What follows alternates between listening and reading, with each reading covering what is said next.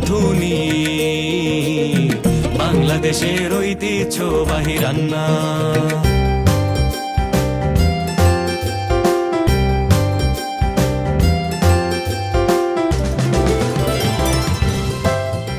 আমি ফেরদৌসারা শেয়ার রাঁধুনি 1429 রাঁধুনি বাংলাদেশের ঐতিহ্যবাহী রান্না বইটি থেকে করে দেখাবো আনারস ইলিশ। সাথেই থাকুন।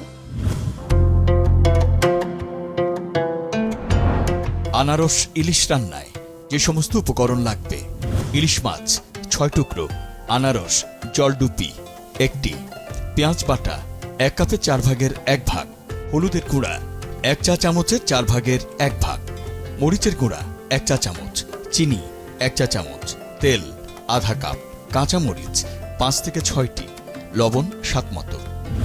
আনারস ইলিশ রান্নার শুরুতে চুলায় একটি হাঁড়িতে আধা কাপ তেলে 1 কাপের 4 ভাগের 1 ভাগ পেঁয়াজ বাটা দিয়ে হালকা বাদামি করে ভেজে নিন। এ পর্যায়ে কুড়ে রাখা আনারস দিয়ে মিশিয়ে সাথে 1 চা চামচ মরিচের গুঁড়া, 1 চা চামচের 4 ভাগের 1 ভাগ হলুদের গুঁড়া, স্বাদমতো লবণ এবং 1 চা চামচ চিনি দিয়ে মিশিয়ে ঢেকে 2 থেকে 3 মিনিটের মতো কষাতে হবে। কষানো শেষে তেল আনারসের উপরে উঠে আসলে কেটে ধুয়ে রাখা ইলিশের টুকরোগুলো দিয়ে ঢেকে 2 থেকে 3 মিনিট রান্না করুন। 2 থেকে 3 মিনিট পর মাছ উল্টিয়ে দিয়ে সাথে 5 থেকে 6টি কাঁচামরিচ দিয়ে ঢেকে আবারও 2 থেকে 3 মিনিট রান্না করুন। রান্না শেষে নামিয়ে গরম গরম পোলাও বা সাদা ভাতের সঙ্গে পরিবেশন করুন। সুস্বাদু আনারস ইলিশ। দর্শক, তৈরি হয়ে গেল আনারস ইলিশ।